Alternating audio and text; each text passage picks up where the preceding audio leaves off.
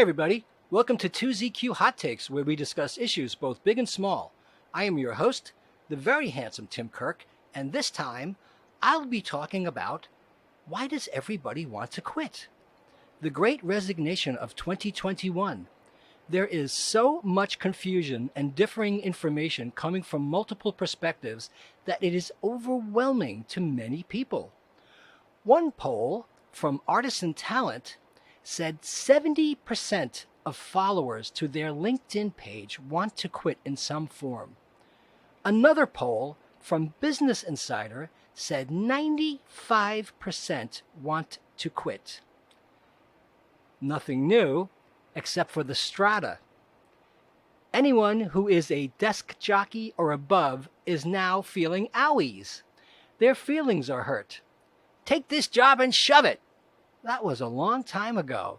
Not like 2016 or anything recent, but from 1977. Working 9 to 5 was from 1980. But that wasn't about precious people. It was about the help. Winners never quit and quitters never win. But they do now, do they? A job well done is its own reward, unless the job sucks and nobody gives you a gold star. I think of Norma Ray. She just wanted decent conditions to do her thankless job. And I think of boomers being unproductive and affording everything. Greatest generation guys and then early boomers were comparably, incredibly unproductive and afforded everything. I remember that there were these old Spiro Agnew looking guys at Friendly Frost, a local appliance retailer, when it was a big deal to purchase appliances for your home. All proud veterans who would not stand for disrespect. Big pot bellies and graying hair combed straight back, Drew Carey eyeglasses, short sleeve shirts and neckties, who would become enraged at the merest slights to their pride. And how productive were these guys who owned homes and sent kids to college and had cars and pensions? They sold appliances in the 50s and 60s. By the time I got to annoy them, it was the late 60s, early 70s, and I would ride my bike in front of the store and be an obnoxious little pain in the ass. Imagine believing today that you can make enough to own a house, a car, afford college tuition for your kids, and retire by taking ups at a PC Richard? Really? I keep on hearing anecdotal stories of workloads doubling, tripling, no recognition, no title changes, no pay raises, no promotions, burnout. That was long before the pandemic. I heard this daily over 5 years ago, and now I hear of stress being brought about due to the disintegration of 9 to 5, Zoom fatigue, expectation that workers are on call 24/7 because they aren't in an office every day. Every time anyone on a global team meets a deliverable, everyone is expected to drop whatever they are doing and join a meeting at any time, any day. White collar, blue collar, in some ways those differences have sort of gone away. Now to the subject of workplace culture is hell. Work is Hell by Matt Groening was first published in 1985.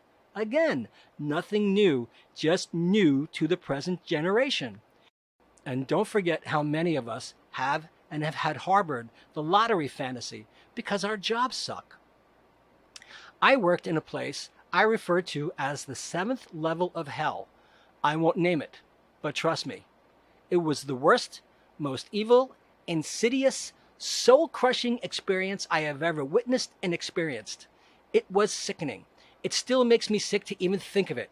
It was bad enough for me, but so very many of my colleagues were stuck in a hellish, underpaying, overworking, demeaning, degrading job that they clung to because they desperately needed it out of circumstance, and the overlords knew it and exploited all of their fears and anxieties and compounded it every day to tighten their venal, cruel grip over these decent people who were stuck in hell. It was hell on earth. So now I see things like, I quit.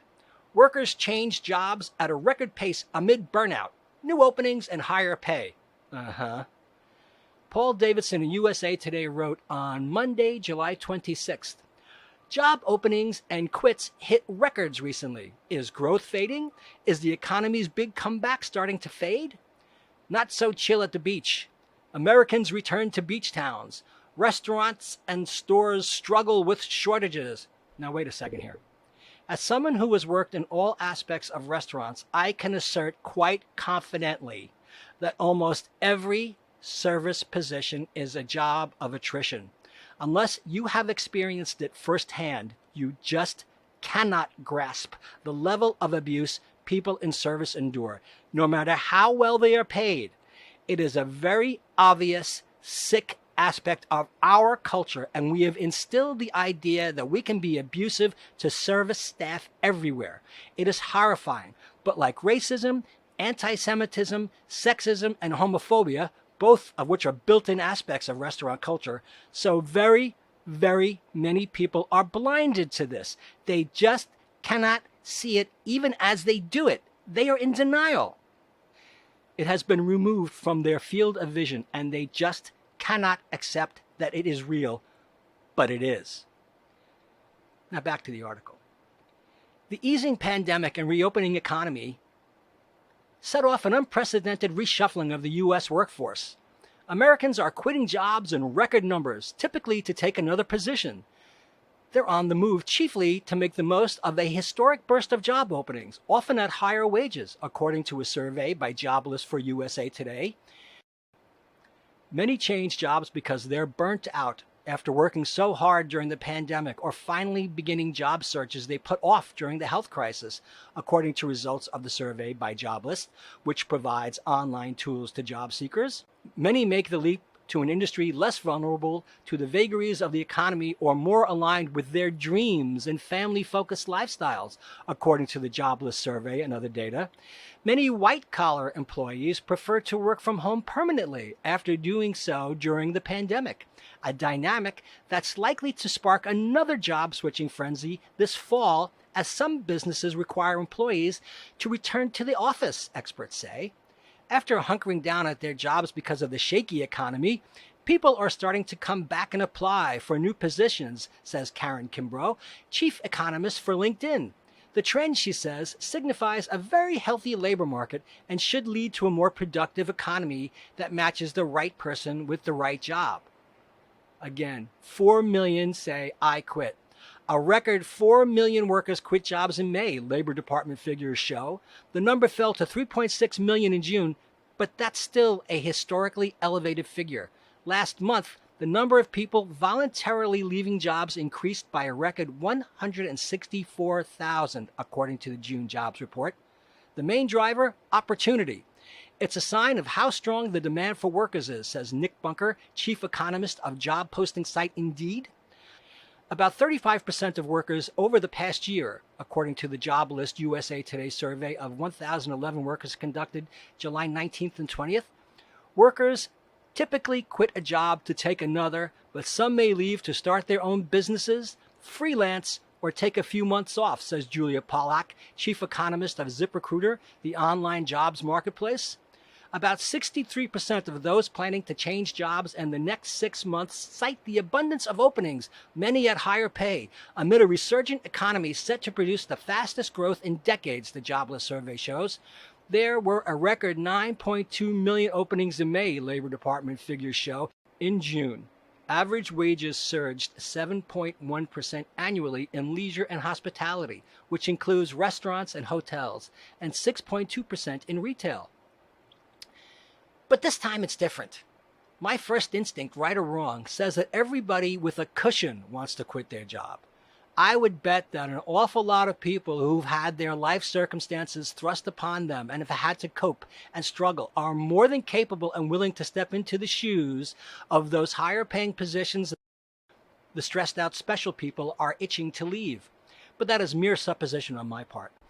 I just have a long history of being around people who fail up due to privilege and presume that they are far too special to be burdened with the menial, mundane tasks that are integral to their current roles.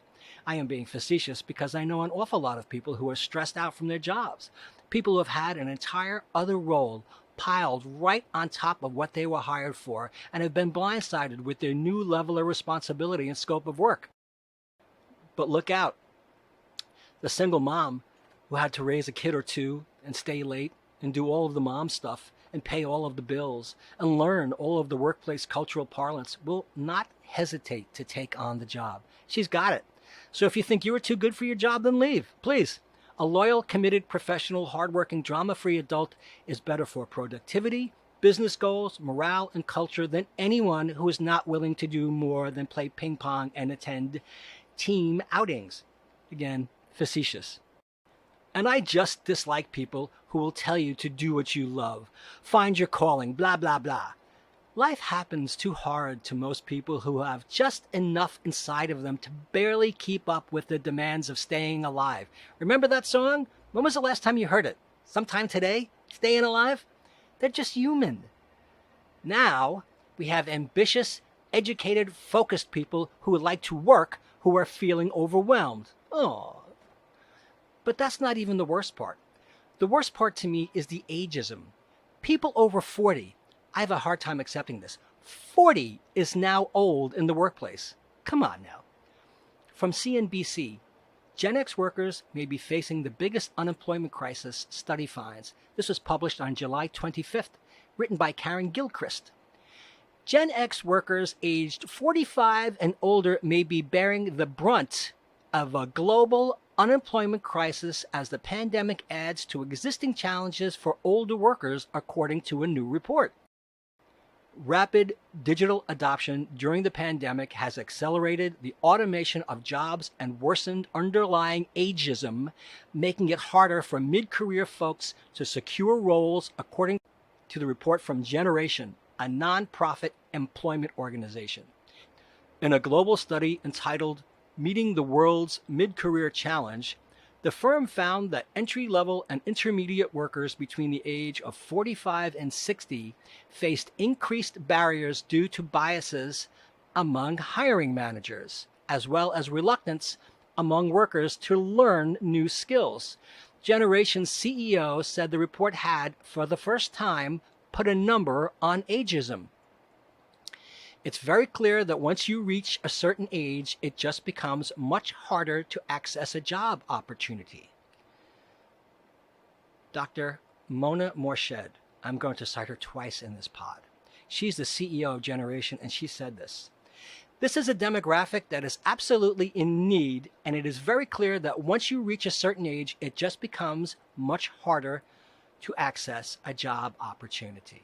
That's what she told CNBC. Ageist misconceptions prevail.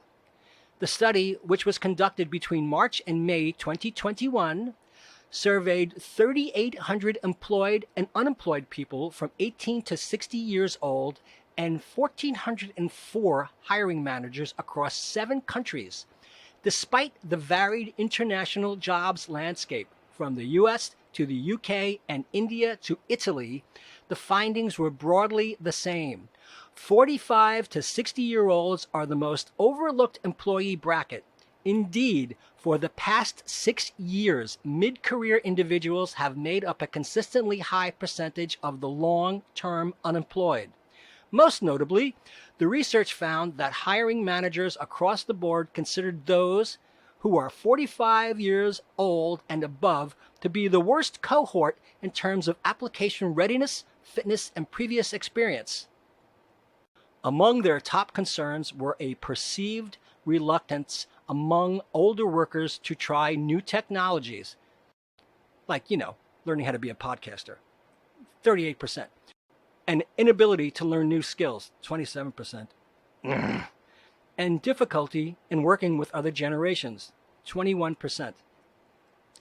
It comes in spite of evidence that older workers often outperform their younger peers. Indeed, almost 9 in 10, 87% of hiring managers said their hires who are 45 years and above have been as good or better than younger employees. Morshed said the findings highlight underlying biases at play in the workplace. It is often the case that like identifies with like when it comes to isms, she said. For instance, she explained, there is a tendency among hiring managers to opt for hires in their age group. Meanwhile, CV-based interviews can make it hard for candidates to demonstrate their skills, she added. Now, the point is re-engaging a lost workforce. Training could provide one solution to the issue. Still, the report also highlighted a reluctance to pursue training amongst job seekers who are 45 years and above. More than half, 57%, of entry-level and intermediate-level job seekers expressed a resistance to reskilling, while just 1% said training increased their confidence when looking for work. Often, that is due to negative experiences of education, conflicting personal duties, and lack of available programs and financial support for mid-career workers, said Morshed. Given that it is 2021, intergenerational workforces must be a reality. However, she insisted that training can provide real benefits. In the study, almost three-quarters, 73%, of career changers aged 45 plus said that attending training helped them secure new positions. It is one of several solutions put forward by Morshed as companies and governments grapple with workplace shortages. Other solutions she outlined include linking training programs directly to employment opportunities and providing stipends to support workers who are 45 years and above who are hesitant to engage in training. Changing hiring practices to reduce potential age biases and better assess the potential of age 45 plus job candidates by using demonstration-based exercises. Rethinking current employer training approaches to make it easier to fill new roles with existing employees who are 45 years old and above versus relying on new hires. Improving employment data on a national level to help government organizations address the unique challenges of specific age groups. Given that it is 2021, intergenerational workforces must be a reality that every company seeks to put in place, said Morshed. And then something just so insultingly superficial from LinkedIn. A fresh start for older workers. The pandemic has prompted many workers to leave their jobs in what has been dubbed the Big Quit or Great Resignation. In reevaluating their priorities, many have decided to pursue their own ventures, but it's older entrepreneurs that actually have the assets and knowledge base to make it work, writes Next Avenue's Chris Farrell. And as the economy begins to recover, it is an opportune time for older workers to make late career shifts or start their own businesses. Just like that. 1, 2, 3, done, right? Also from LinkedIn, should I stay or should I quit? As the Great Resignation continues, how can you be sure it's the right time to quit your job? Anthony Klotz, a management professor at Texas A&M University who studies resignations, tells the Wall Street Journal that most of the workforce is currently experiencing turnover shocks, as changes in our lives and jobs prompt us to reassess our careers. And before deciding to resign from your position, it's advised to act slowly and think carefully before making a move. Consider whether alternatives to quitting may be preferable, such as a change in responsibilities or a leave of absence. Think about how it may affect your ability to secure your next role. Then there's how to handle an employee exodus from LinkedIn. For many workers, the pandemic was a wake-up call about their career and life priorities. Millions have chosen to make a change, with record numbers of professionals quitting their jobs and employers struggling to hire. Companies are offering raises, bonuses, and even vacations to hang on to their staff. But Harvard Business School's Sandra Sucher and Shaleen Gupta argue that employers should take a different approach. Instead of clinging to workers, companies should focus on being a great employer to be from. That entails giving employees the time and resources to develop new skills, recognizing the good work they have done, and paving a path to a happy exit. There's no such thing as the to and out in this world these people live in. Putting the energy into being a great employer will make it easier to hire new, eager replacements when your employee decides it's time to go. What solid advice.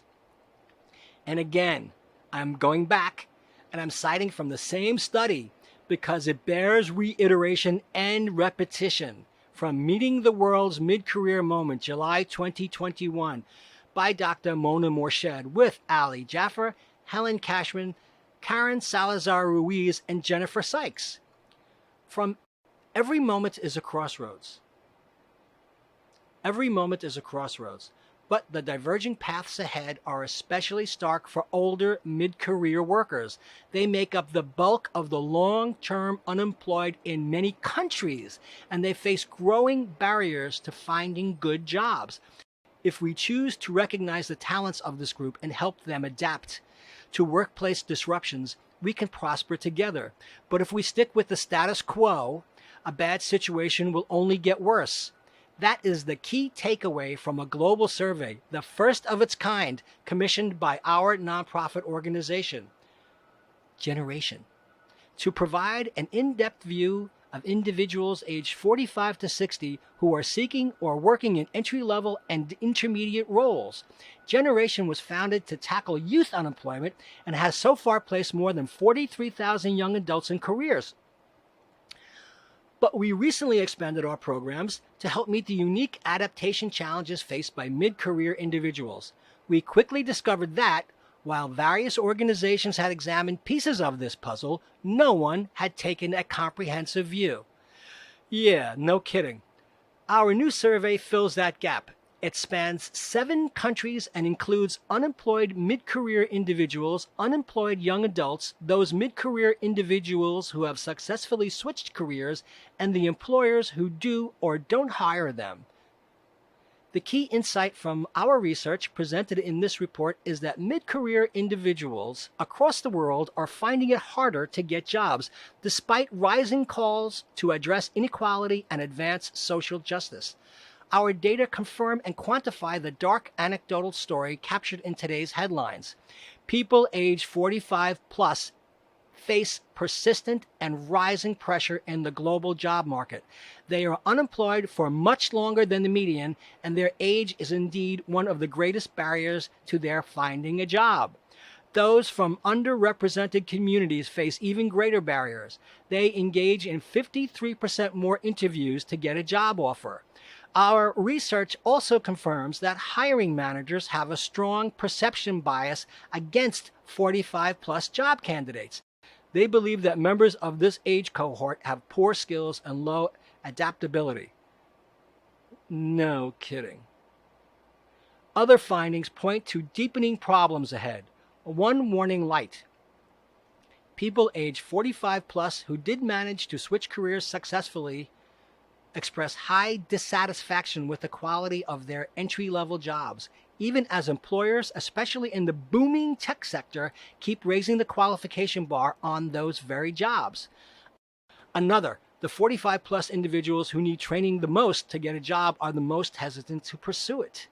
By contrast, 45-plus individuals who have successfully switched professions believe that training has been central to their ability to do so, and employers concur. Happily, one key insight that leaps out from our survey is hugely positive.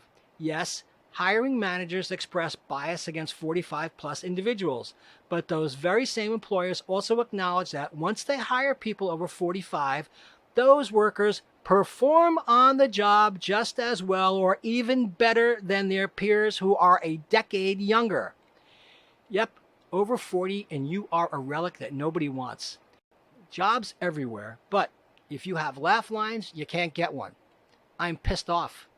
I am beyond sick of lending credence to all of this contradictory crapola.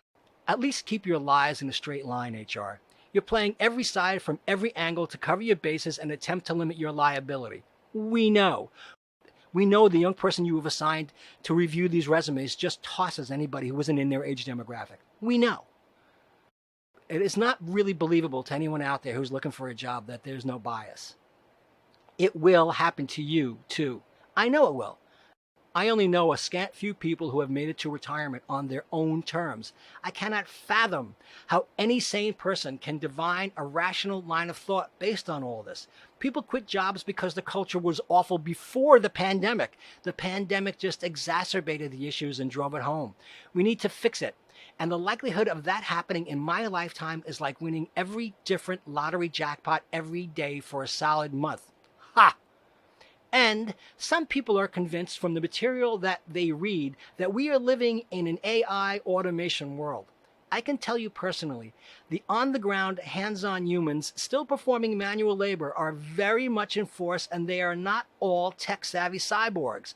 Many people deal with very human error made by very presumptuous, hands-off people all day, every day. The people who do deal with that human error can actually do things that are not on an app that may malfunction or crash and may not even address a need. There isn't always an app for that. Not yet, anyway. Thanks for listening. See you next time, and as the kiddies say, peace out.